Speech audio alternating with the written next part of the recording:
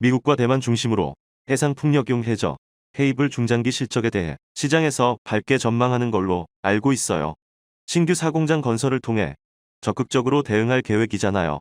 사공장은 강원도 지역에서 작년 9월에 착공되면서 2023년 상반기에 완공되는 것으로 알고 있습니다. 공사는 차질 없이 예정대로 진행되고 있나요? 네, 기존에 공시했던 게 23년 4월 완공 목표로 말씀을 드렸었거든요. 최근에도 저희가 LS 전선 쪽에 확인한 바로도 현재까지도 큰 차질 없이 진행이 되고 있고요. 해저 케이블 쪽 추가로 말씀을 드리면 저희가 연간 한 3천억에서 4천억 정도 매출이 발생을 하고 있습니다. 그리고 영업이익률도 작년 기준으로는 10% 정도 달성을 하고 있는 상황입니다.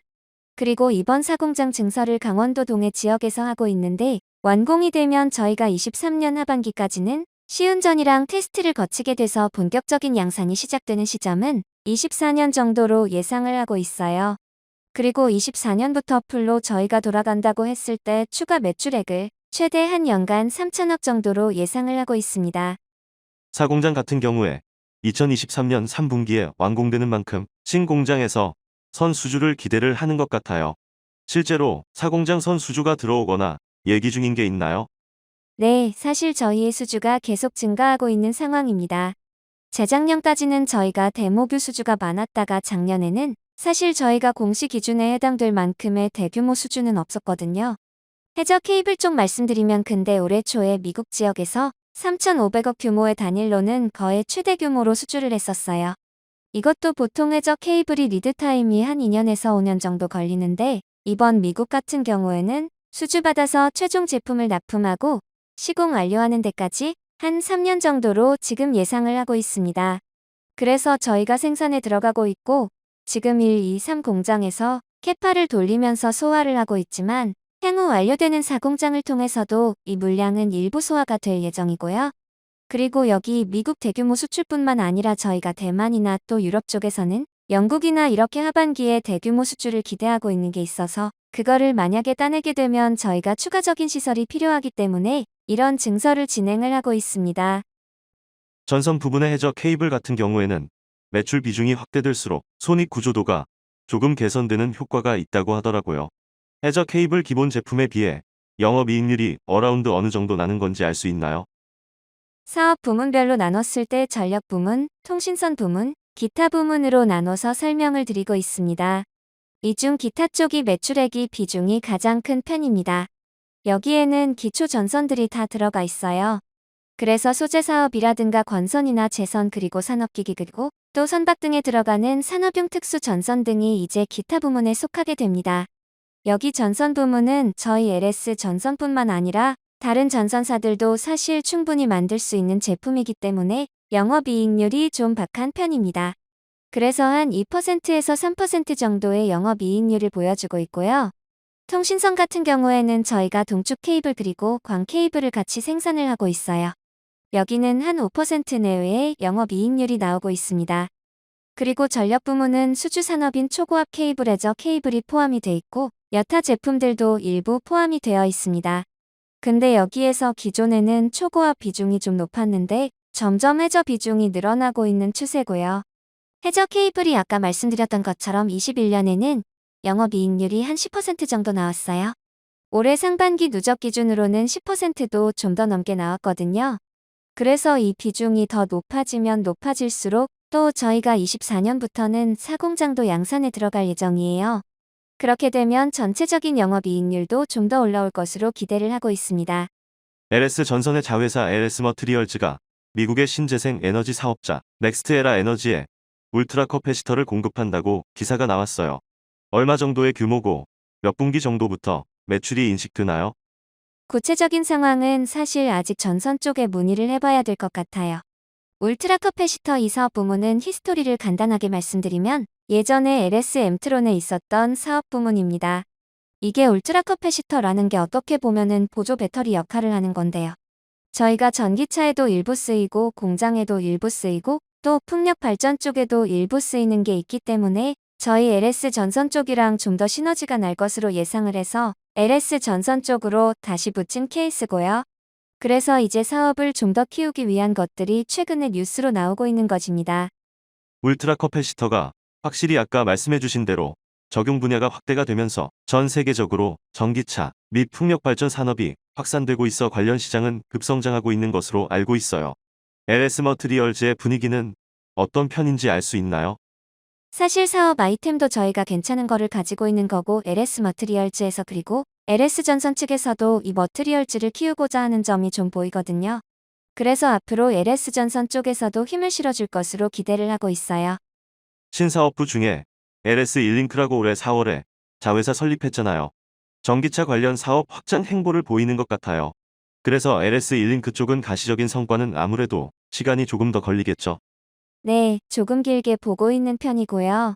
다만 올해 경영진에서 변화가 조금 있었습니다. 근데 이전까지는 지주사의 역할이 계열사들을 안정적으로 관리하고 실적을 재무적인 리스크 없이 유지하는 형태로 왔다고 하면 이번에는 사업적인 지주사로의 변모를 꾀하고 있어요. 그래서 일링크도 저희랑 이원이랑 50대 50으로 출자를 해서 사업을 적극적으로 추진을 하고 있어요. 저희 경영진 쪽에서도 관심을 많이 가지고 있는 편입니다. 사실 올해 흑자가 나고 이러기는 힘든 상황이지만 저희가 전략적으로 버스 차고지라든가 택배 상하차지라든가 이런 쪽에 전략적으로 진출을 꾀하고 있어서요. 그런 게 잘 통한다고 하면 흑자 전환까지는 크게 오래 걸리진 않을 거라고 예상을 하고 있습니다. LS 니꼬동재련 같은 경우에는 LS 니꼬동재련이 100% 자회사로 편입되면서 9월부터 그간 50%만 실적만 반영되던 것이 100%로 반영되는 것으로 알고 있어요. 사실 이거는 수정사항이 있어 다시 말씀을 드려야 하는 부분입니다. 원래는 저희가 8월 말에 딜 클로징을 예상하고 진행을 했었거든요. 그래서 7, 8월은 기존처럼 지분법으로 절반만 인식되는 걸로 말씀을 드렸었고 9월부터는 연결 실적에 편입돼서 한 달치는 연결로 반영될 것 같다라고 말씀을 드렸어요. 저희가 실제로 딜 클로징은 9월 6일 날 끝나서 저희 감사인 쪽이랑 협의를 해서 다음 분기부터 잡기로 했어요. 그래 10월부터 연결 실적으로 잡히고 3분기는 기존처럼 지분법으로 인식하기로 되었습니다. 동재련 부분 같은 경우는 올해 재련 수수료 상승 효과랑 헬라듐이랑 황산, 부산물 가격 강세로 올해 최대 실적을 시장에서 예측하는 것 같아요. 실제로 니꼬동 보니까 2분기 매출이 2012년 이후로 분기 최대 실적을 보여준 것 같아요. 네, 일단 연간 기준으로도 굉장히 좋게 나올 거라고 예상을 하고 있어요. 크게는 두 가지 요인으로 생각을 하는데 전기동 쪽은 아까 말씀 주셨던 것처럼 재련 수수료가 18년부터 21년까지는 쭉 하락을 하다가 올해부터 좀 다시 반등을 하고 있는 상황이거든요. 그래서 영업이익도 같이 올라오고 있는 상황입니다. 그리고 무엇보다도 황산 가격 부분에 있어서는 최근에 인플레이션이나 전쟁 등으로 인해서 비료 수요 증가로 인해서 황산 가격이 엄청 뛰었거든요. 그래서 황산 덕분에 대규모 흑자를 상반기 때 기록을 했었고 다만 2분기 실적은 이런 복합적인 요인이 더해져서 단일 분기로는 좋게 나왔는데요. 사실 3분기는 조금 보수적으로 봐야 될 것 같습니다. 2분기의 전기동 실적도 수치로 말씀을 드리자면 전기동 쪽만 영업이익이 한 760억 정도 2분기 기준으로 나왔거든요. 근데 1분기 실적이 2분기에 이연돼서 손익이 더해지고 또 3분기 실적도 좀 당겨서 2분기에 반영이 된 측면이 있어요. 그래서 영업이익이 보통은 분기당 한 300억에서 350억 내외로 나오는데요. 거의 이번 2분기에는 2배 가까이 나오게 된 거죠. 그래서 저희 3분기부터는 조금 보수적으로 나올 가능성이 높다고 보시는 게 안전할 것 같아요. 그리고 황산 같은 경우에도 저희 중국 쪽 글로벌 유황 가격 영향을 안 받을 수가 없다 보니까요. 최근 중국 시장에서 유황 가격이 하락하는 경향이 있어서 국내 황산 가격도 다시 좀 낮아지는 추세라서 영업이익 규모의 폭이 줄어들 것으로 보수적으로 보고 있습니다. 엠트론 부분에서 북미향으로 트랙터와 프리미엄 사출기의 판매 호조세가 있었잖아요. 그러면서 2분기 영업이익이 급증하며 체질 개선 효과를 입증했었던 것 같아요. 트랙터의 경우 북미 시장 공략을 위해 중소형 라인업을 늘려가려는 것으로 알고 있어요. 북미 쪽 시장 반응은 어떤 편인가요? 네, 사실 저희 상반기 때 기준으로도 트랙터 쪽 매출과 영업이익이 크게 늘어난 편이고요. 간단하게 히스토리를 말씀드리면 저희가 국내 트랙터 기준으로는 국내 비중이 6, 해외가 4 정도 비중을 차지를 하고 있습니다. 그리고 예전에는 브라질 법인을 포함해서 남미 쪽에서도 진출을 많이 했었는데 이쪽은 수익성이 잘 나오지 않았기 때문에 철수를 대부분 진행을 하고 있는 상황이거든요.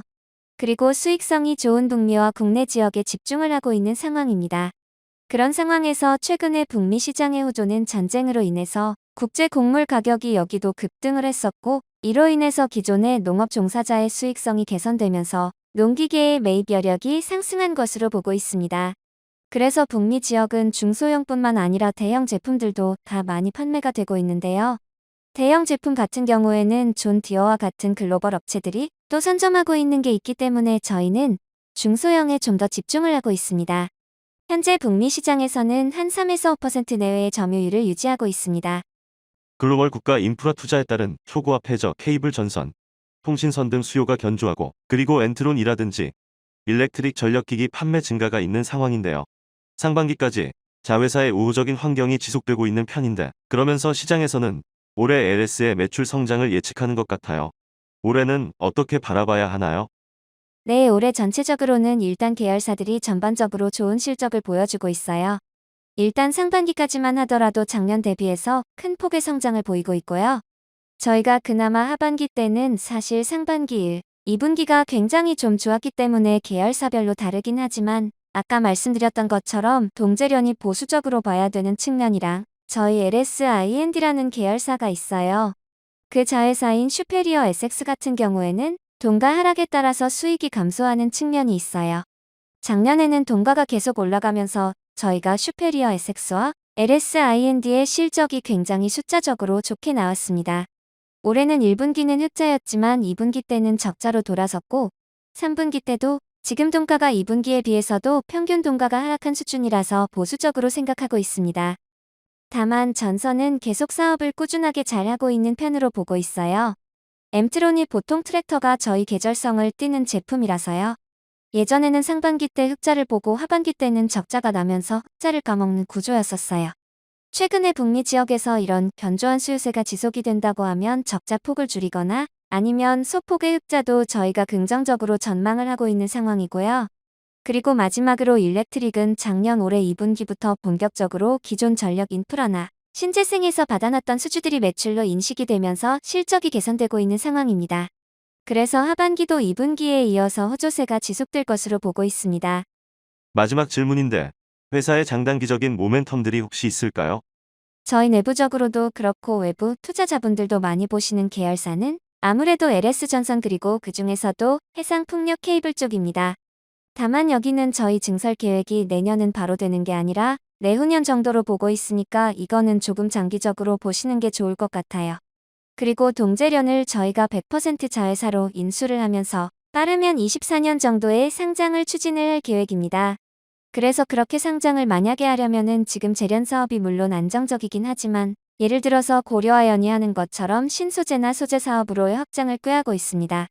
그래서 지금 추진하고 있는 신사업들도 몇 개가 있어요.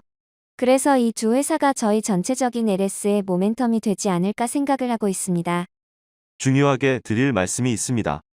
무슨 일이시죠? 내용이 도움이 되셨다면 구독과 좋아요 부탁드립니다.